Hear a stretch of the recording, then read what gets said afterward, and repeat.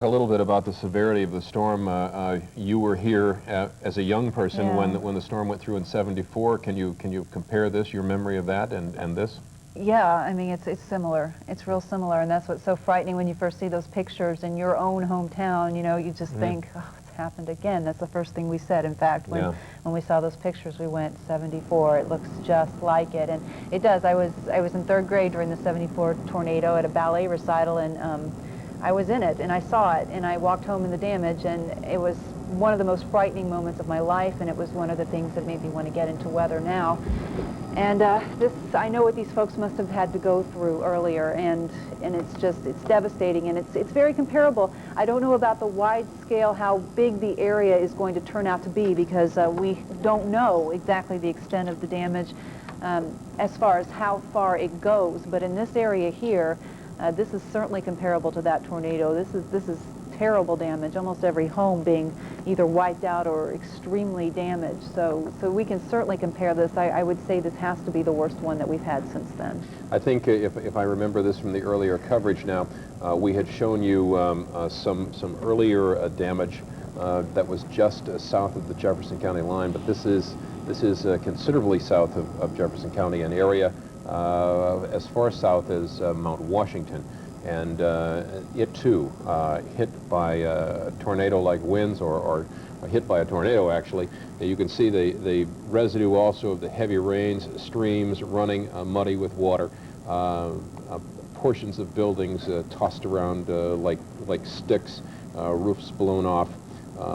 It's just a scene of devastation in this area, and this was the scene about 8:15 to 8:30 tonight, right after a storm hit Jefferson and Bullitt County and Spencer County with a double wallop.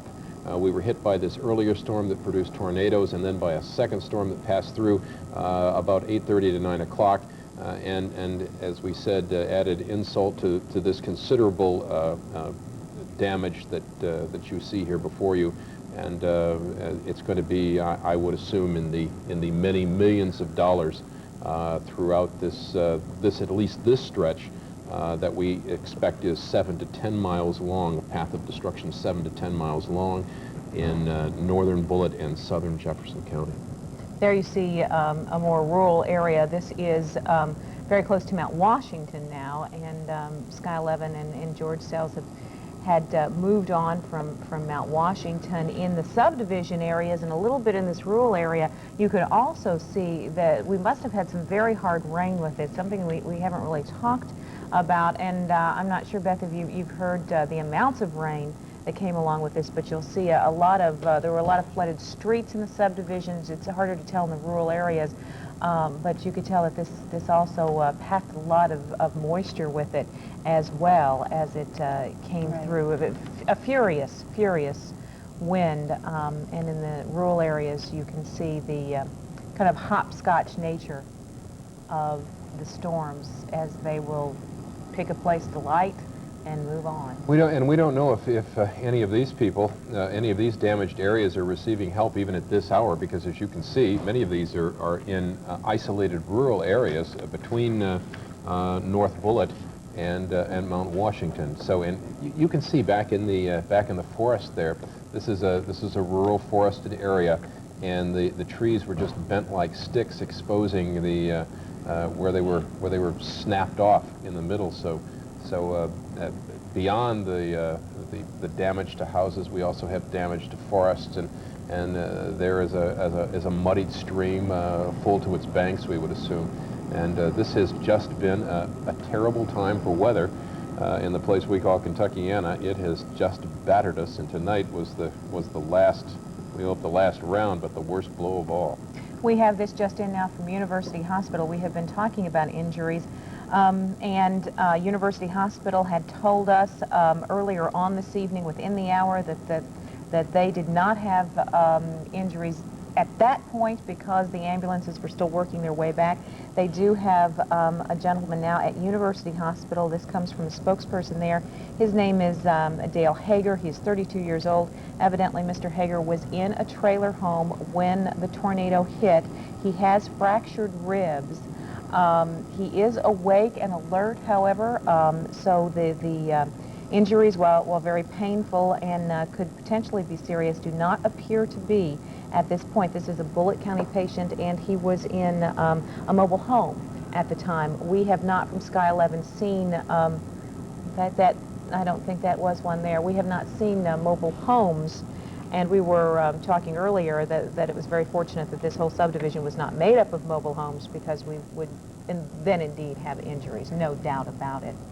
Yeah, the houses that you've seen here, and obviously a mobile home, always a danger in winds like this, but the houses that you're seeing that have been damaged and destroyed are substantial wood and brick structures. And look, that's if you can see that, that's a power line tower that has been toppled there.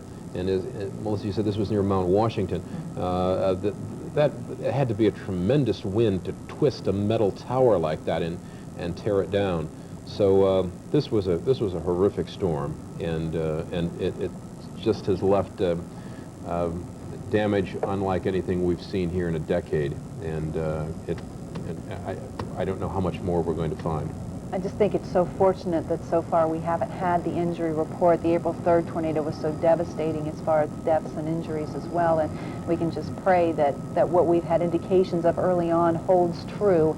It may not, but so far so good, and we're just praying that things stay the way they are. Luckily, we do have a much better warning system than we did back then. Luckily, we were able to tell people ahead of time that there was a tornado in that area. When you're saying those warnings, you're absolutely praying to God that people are listening to you and taking you seriously, because as you see here, it happens. It happens here in the Louisville area. It does. And we have had so much of it because, of course, we all sat here Derby Eve talking about the tremendous hail we have, and it seems like it's been at least once a week since then. This, of course, is the worst of these springtime storms that we have had for nearly a month solid now.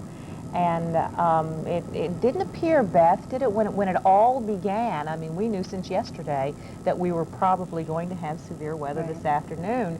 But it just seemed to keep building and building, and unlike a lot of storms, this one did not break up. It went right through Lexington. We know that it touched down near Lexington and Fayette County and Scott County area. This was a powerful storm, and it refused to give up. The thing about this storm that was a little bit unusual is that we did have the line of thunderstorms. That's the second one that we've been watching just as the evening continues. It's dropping south of us. That's normally what you'd see along a front. You'd see a line of thunderstorms pop up along that front and push southeast. In this situation, we had a supercell that formed the head of that line.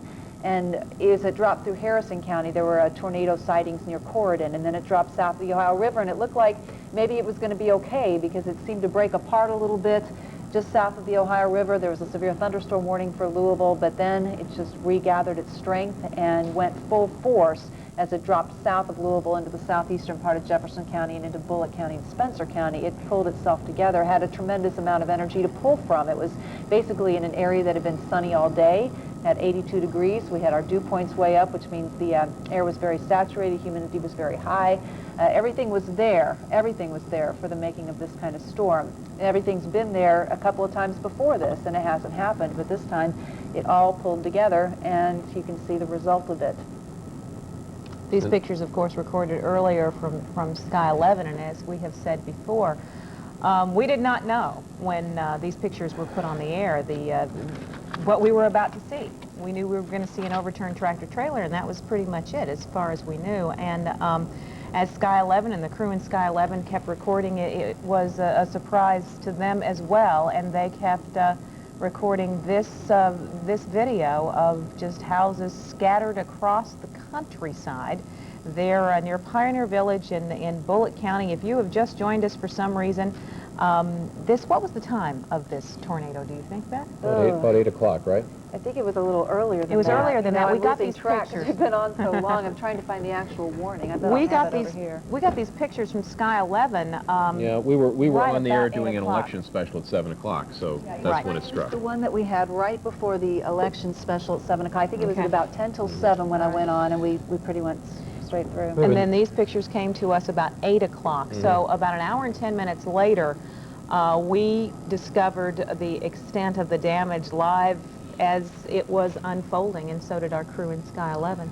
And once again, for those of you who are just perhaps getting home or something like this, this is tornado damage in northern Bullitt County, and let's show you the path of the tornado tonight. We have a new graphic that we can bring to you, and it started right along the Ohio River, down around Meade County, and moved along the Jefferson-Bullitt County line, then through the It actually started up a little bit further north. It actually started in Harrison County and dropped south.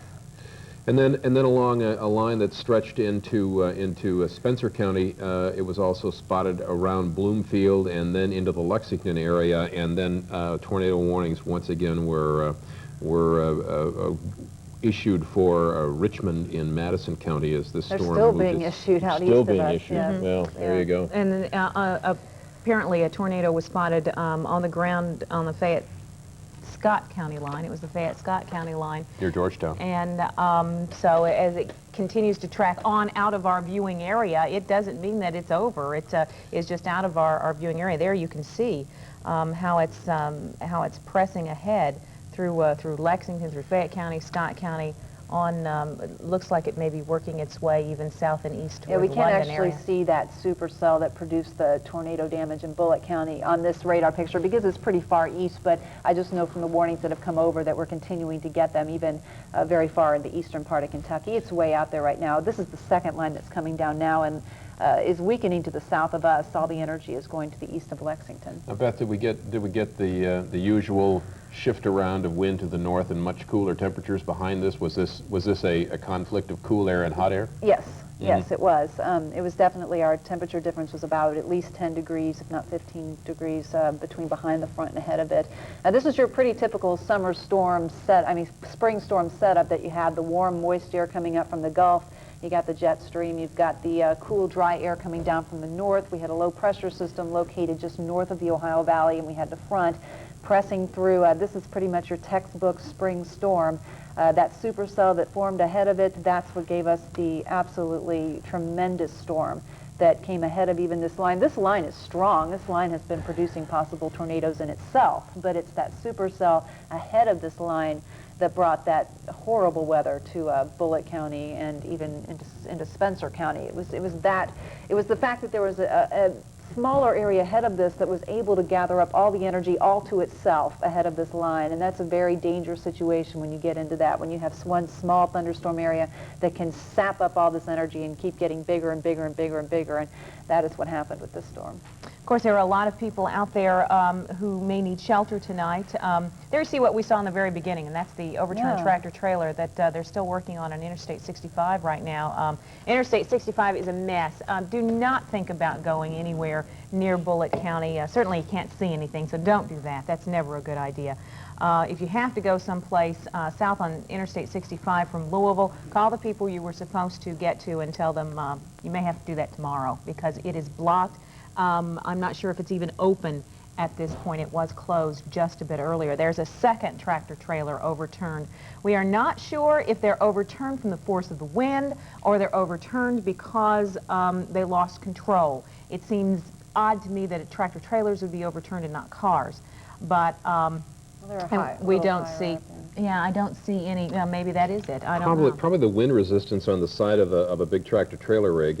You know, they have so much wind area that can be affected. It probably blew the trailer over and pulled the cab over with us. And at the angle at which they are there, just kind of blown over happenstance right in the middle of the highway, it would seem to me that they were just suddenly toppled. Right. And in two separate locations like that, Beth, would that indicate that they probably had two different funnel classes? Not necessarily, not necessarily, but certainly they could have been right in the path of the beginning of that tornado. It looks like I remember seeing that video, I'm sure you do too, because we were so shocked by it, but we saw the one truck and then we saw the other truck and then we looked beyond that to all the devastation, and it looks like perhaps that was the very beginning of the tornado touching down and knocking those trucks over and then really planting itself on the ground.